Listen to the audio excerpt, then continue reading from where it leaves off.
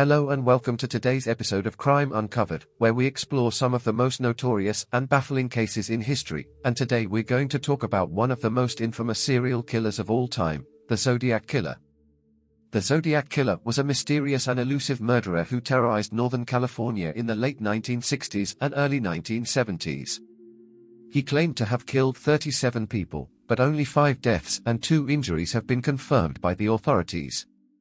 He taunted the police and the public with cryptic letters, ciphers, and phone calls, in which he revealed details of his crimes, threatened more violence, and mocked his pursuers. He gave himself the name Zodiac, and signed his messages with a symbol resembling a crosshair. He was never caught, and his identity remains unknown to this day. The Zodiac Killer case has fascinated and frustrated generations of investigators, journalists, and amateur sleuths. It has inspired countless books, movies, podcasts, and theories. It has also sparked controversy and debate over the validity of the evidence, the reliability of the witnesses, and the credibility of the suspects. In this episode, we will try to unravel the mystery of the Zodiac Killer and examine the facts, the clues, the suspects, and the theories behind this enduring enigma. But before we dive into the details, let's start from the beginning. How did the Zodiac Killer saga begin? When and where did he strike for the first time? And who were his first victims? The first confirmed murder attributed to the Zodiac Killer occurred on December 20, 1968, on a remote road near Benicia, California.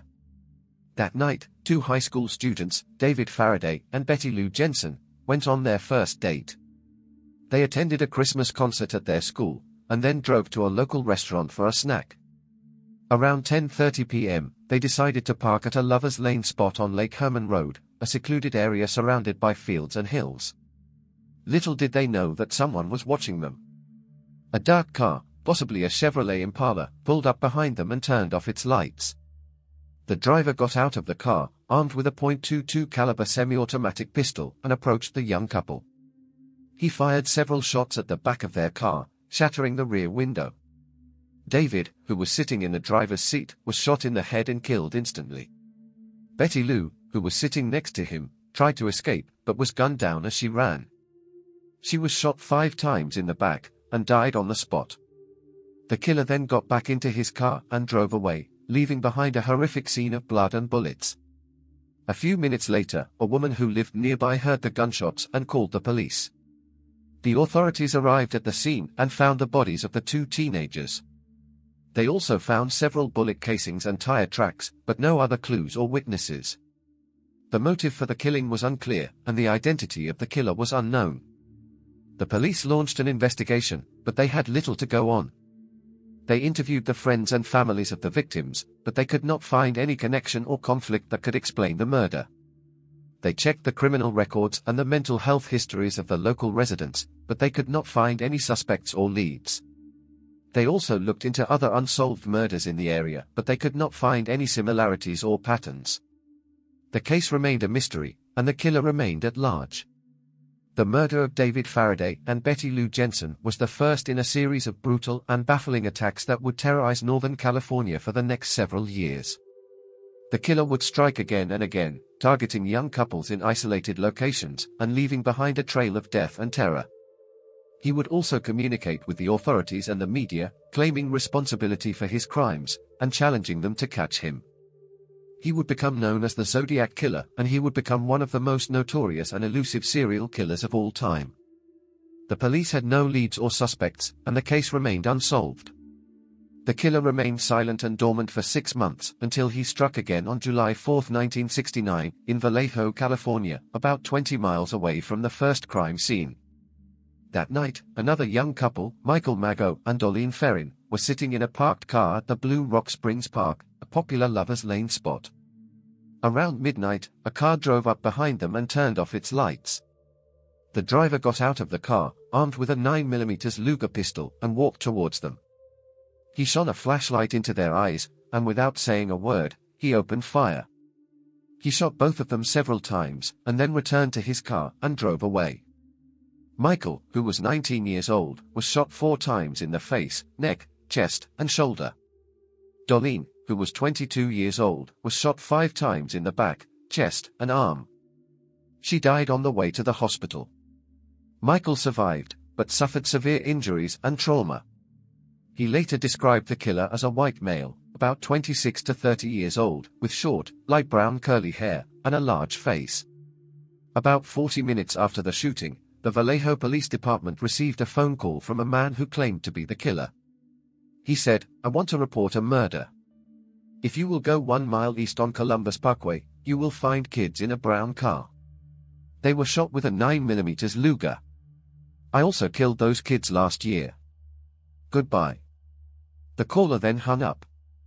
The police traced the call to a phone booth at a gas station, about 3 blocks from Darlene's home, and only a few minutes from the crime scene. The caller had apparently used a pay phone to make the call, and had left no fingerprints or other evidence behind. The police were stunned by the call, and by the apparent connection to the Lake Herman Road murders. They realized that they were dealing with a serial killer, who had not only killed 2 couples in cold blood, but had also taunted them with a phone call, and had taken credit for both crimes. They wondered why he had waited 6 months to kill again, and why he had chosen to reveal himself now. They also wondered if he would strike again, and if so, when and where.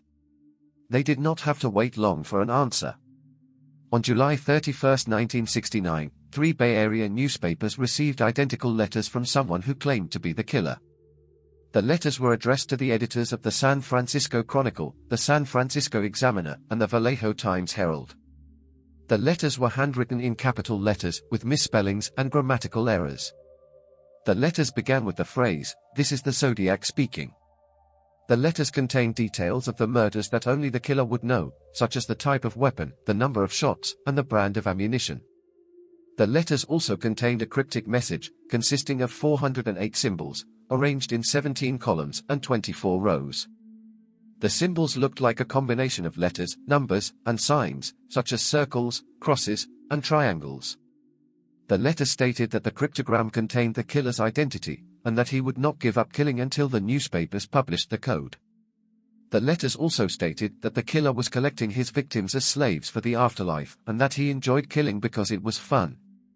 The letters ended with a symbol resembling a crosshair, which would become the killer's signature. The newspapers were shocked and intrigued by the letters, and decided to publish them, along with the cryptogram, on their front pages. They also contacted the police, and shared the letters with them. The police were skeptical and suspicious of the letters, and wondered if they were a hoax or a prank. They also doubted that the cryptogram contained any meaningful information, and suspected that it was a random assortment of symbols, designed to confuse and frustrate them. They tried to crack the code, but they had no success. They also asked the public for help, and invited anyone who could solve the cryptogram to contact them. The letters and the cryptogram sparked a frenzy of interest and curiosity among the public, and generated hundreds of tips and leads for the police. Many people tried to decipher the code, using various methods and techniques, but none of them could find a clear and consistent solution. The killer remained a mystery, and his identity remained hidden. He had challenged the authorities and the media, and had shown his intelligence and cunning. He had also shown his arrogance and cruelty, and had announced his intention to kill again. The letter and the cryptogram sparked a frenzy of interest and curiosity among the public, and generated hundreds of tips and leads for the police. Many people tried to decipher the code, but none of them could find a clear and consistent solution. The killer remained a mystery, and his identity remained hidden. He had challenged the authorities and the media, and had shown his intelligence and cunning. He had also shown his arrogance and cruelty, and had announced his intention to kill again. He had become known as the Zodiac Killer, and he had become one of the most notorious and elusive serial killers of all time. But who was he? How did he create the code? And what did it mean? These are the questions that we will try to answer in this segment as we explore the history, the evidence, the suspects, and the theories of the Zodiac Killer case. The first breakthrough in the case came on August 7, 1969, when a couple from Salinas, California, claimed to have cracked the Zodiac's cryptogram. Their names were Donald and Betty Harden, and they were both schoolteachers with an interest in puzzles and codes. They had seen the cryptogram in the newspaper and decided to try to solve it as a hobby. They spent about 20 hours working on the code, using various methods and techniques, such as frequency analysis, substitution, and trial and error. They finally managed to find a key that revealed a coherent message in plain English. They sent their solution to the San Francisco Chronicle, and the newspaper verified it with the police. The Hardens had indeed solved the Zodiac's cryptogram. The message was disturbing and chilling.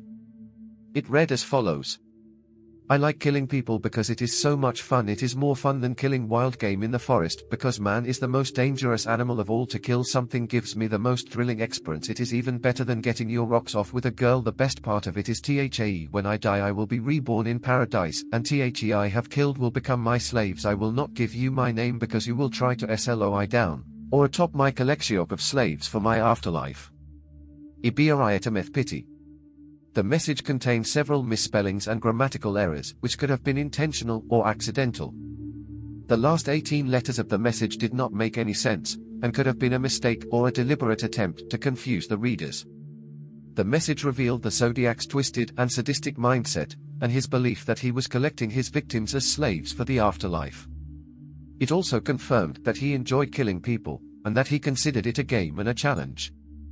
It also showed that he was aware of the police's efforts to catch him, and that he was confident that they would not succeed. The message did not, however, reveal his identity, as he had promised. He had lied to the newspapers and the public, and had used the cryptogram as a way to mock and taunt them. The Harden solution was published in the San Francisco Chronicle on August 8, 1969, along with an article that praised their achievement and explained their method. The article also stated that the police were still working on the case, and that they had several suspects and leads. The article also appealed to the Zodiac to contact the newspaper or the police, and to give up his killing spree.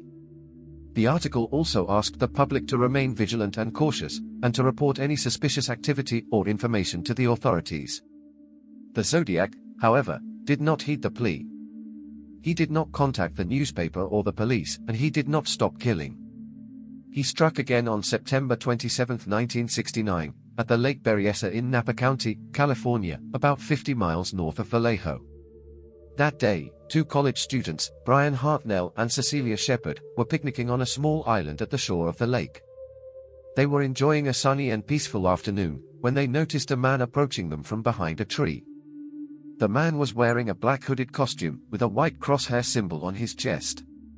He was also wearing sunglasses, gloves, and a gun holster. He had a .45 caliber pistol and a long knife in his hands. He walked towards the couple, and told them that he was an escaped convict, and that he needed their car and money to go to Mexico. He also told them that he had killed a guard and stolen a car, but that the car was too hot and he needed to change it. He asked them to tie each other up with some pre-cut plastic clothesline that he had brought with him. He then checked their bindings, and tightened them. He then told them that he was actually the Zodiac Killer, and that he was going to stab them. He then proceeded to stab them repeatedly, and then walked away. Brian, who was 20 years old, was stabbed 6 times in the back. Cecilia, who was 22 years old, was stabbed 10 times in the back and 5 times in the front. She died from her injuries 2 days later. Brian survived, but suffered severe injuries and trauma. He later described the killer as a white male, about 5 feet 8 inches tall, with a heavy build and brown hair. After the stabbing, the Zodiac returned to Brian's car, which was parked nearby. He used a black felt-tip pen to write a message on the car door. The message read, Vallejo, the 20th of December 68, the 7th of April 69, September 27-69-6:30 BY knife. The message referred to the dates and locations of his previous murders, and the time and method of his latest one. He then drove away in his own car, leaving behind a bloody and gruesome scene. About an hour after the stabbing, the Napa County Sheriff's Office received a phone call from a man who claimed to be the killer. He said, "I want to report a murder, no, a double murder. They are 2 miles north of park headquarters. They were in a white Volkswagen Carmen Ghia. I'm the one who did it." The caller then hung up. The police traced the call to a phone booth at a car wash, about 27 miles from the crime scene. The caller had apparently used a pay phone to make the call, and had left no fingerprints or other evidence behind. The police arrived at the scene and found the bodies of the 2 victims. They also found the message on the car door, and the plastic clothesline. They also found a pair of wing walker boots, size 10.5, that the killer had worn and left footprints with. They also found a bloody fingerprint on the phone booth, but they could not match it to any suspect or database. The motive for the killing was unclear, and the identity of the killer was unknown. The police launched an investigation, but they had little to go on. They interviewed the friends and families of the victims, but they could not find any connection or conflict that could explain the murder. They checked the criminal records and the mental health histories of the local residents, but they could not find any suspects or leads. They also looked into other unsolved murders in the area, but they could not find any similarities or patterns. The case remained a mystery, and the killer remained at large. The murder of Brian Hartnell and Cecilia Shepard was the third confirmed murder attributed to the Zodiac Killer, and the most brutal and bizarre one. The killer had not only stabbed them in cold blood, but had also worn a costume and left a message on the car door. He had also called the police and claimed responsibility for the stabbing and the previous shootings. He had shown his audacity and sadism, and his disregard for human life. He had also shown his obsession and pride, and his desire to be recognized and feared. The cryptogram and the stabbing sparked a frenzy of interest and fear among the public, and generated hundreds of tips and leads for the police. Many people tried to identify the killer, using various methods and techniques, such as handwriting analysis, voice recognition, and psychological profiling. They also tried to find clues and patterns in the Zodiac's messages, symbols, and actions. They also speculated about his motives and goals, and his possible connection to other unsolved murders. The police followed up on every possible lead, but they could not find any conclusive evidence or suspects. The case remained a mystery, and the killer remained at large. The Zodiac, however, did not remain silent. He continued to communicate with the authorities and the media, and to claim responsibility for his crimes. He also continued to kill, and to show his audacity and cruelty. He struck again on October 11, 1969, in San Francisco, California, about 50 miles south of Napa. That night, a young couple, Paul Stine and Linda Edwards, were driving in a yellow cab on the way to a party. They were stopped at a red light at the intersection of Washington and Cherry Streets in the upscale Presidio Heights neighborhood. They were unaware that someone was watching them from a nearby car. The watcher was the Zodiac Killer, and he had followed them from downtown. He got out of his car, armed with a 9mm Luger pistol, and walked towards the cab. He opened the passenger door, and shot Paul in the head, killing him instantly. He then reached over and took Paul's wallet and keys, and tore off a piece of his bloodstained shirt. He then walked back to his car and drove away, leaving behind a horrific scene of blood and bullets. Linda, who was 18 years old, was not harmed, but was terrified and traumatized. She screamed and ran out of the cab, and knocked on the door of a nearby house. The residents of the house called the police, and reported the shooting. The police arrived at the scene and found the body of Paul, who was 29 years old. They also found several bullet casings and tire tracks, but no other clues or witnesses. The motive for the killing was unclear, and the identity of the killer was unknown. The police launched an investigation, but they made a crucial mistake.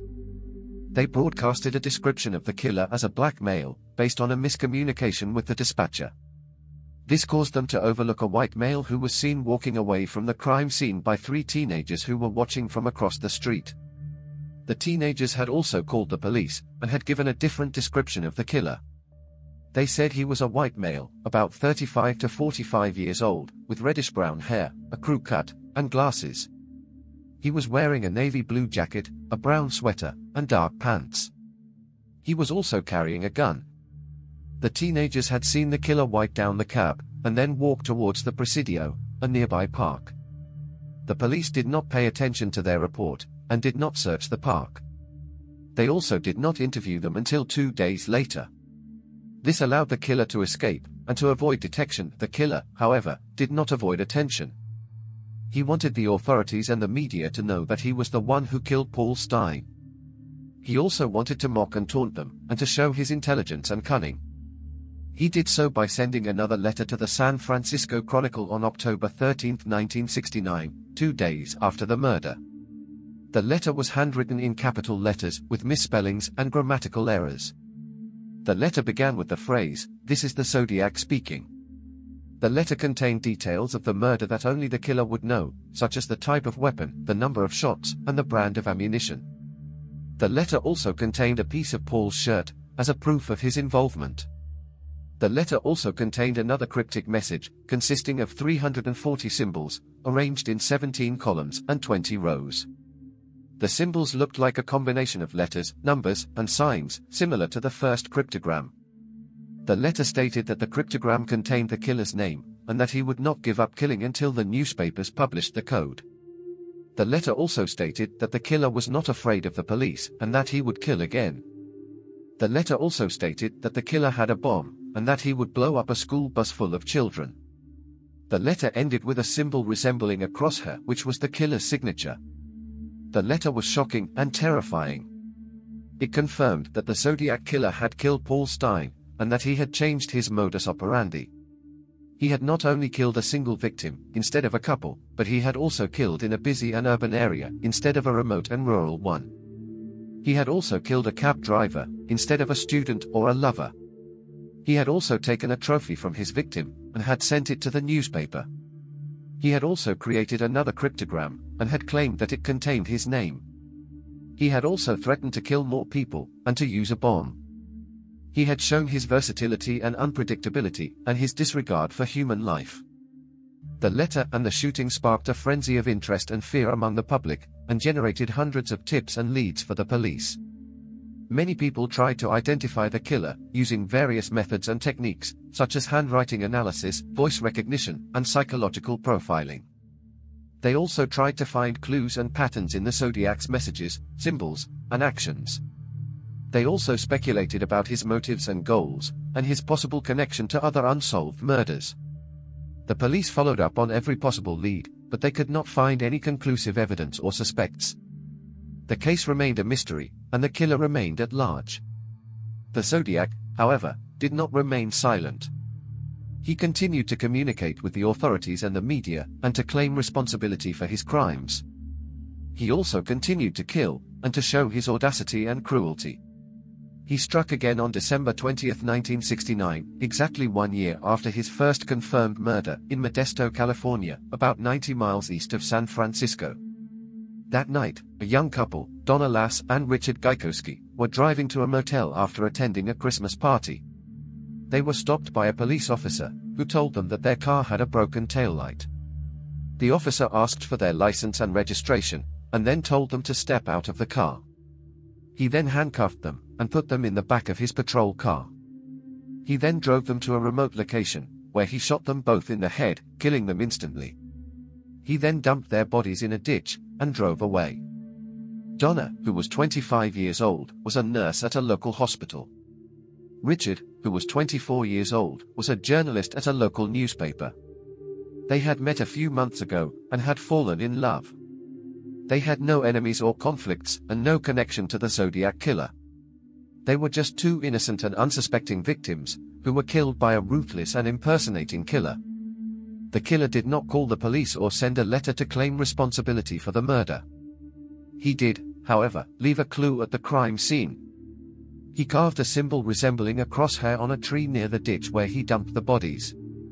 He also left a note on the tree, which read, Zodiac, the 20th of December 69, the 7th of April 69, the 27th of September 69, the 10th of November 69, the 20th of December 69. The note referred to the dates and locations of his previous murders, and the date and location of his latest one. He also signed the note with his signature symbol. The police arrived at the scene and found the bodies of the two victims. They also found the symbol and the note on the tree, and the handcuffs and the bullet casings. They also found tire tracks and footprints, but no other clues or witnesses. The motive for the killing was unclear, and the identity of the killer was unknown. The police launched an investigation, but they had little to go on.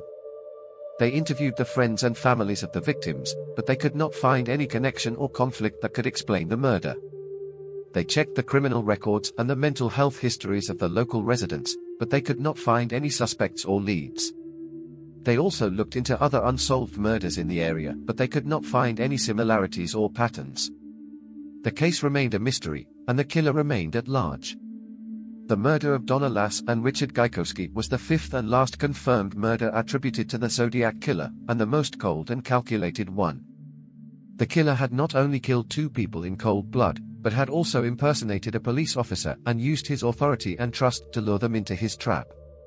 He had also killed on the anniversary of his first murder, and had left a symbol and a note on the tree.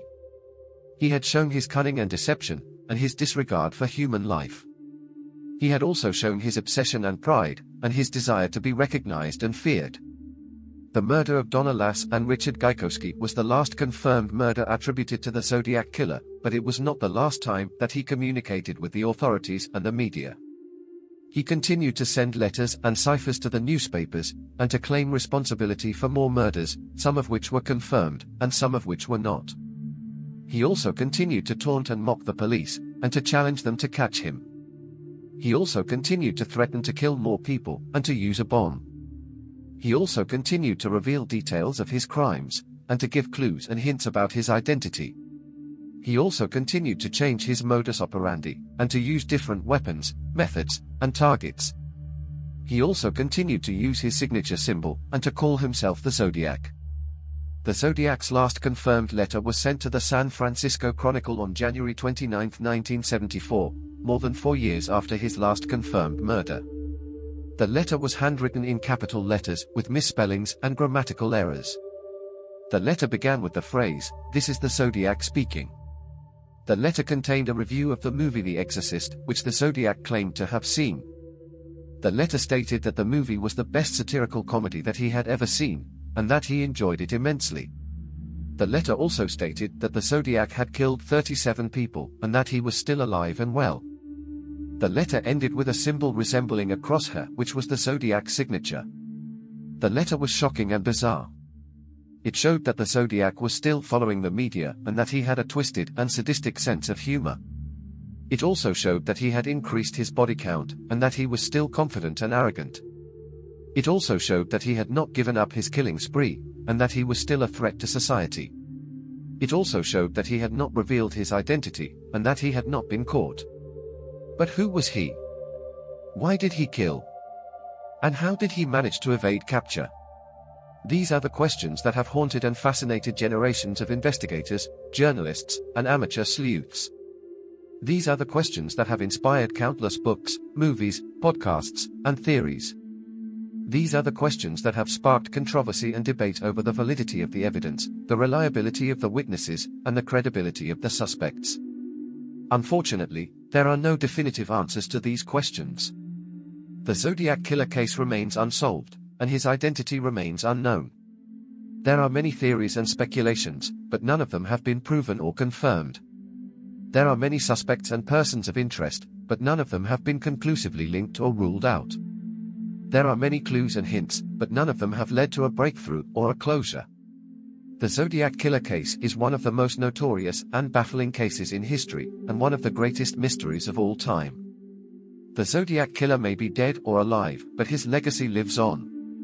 He has become a legend and a myth, a symbol of evil and fear, a challenge and a puzzle, a mystery and an enigma.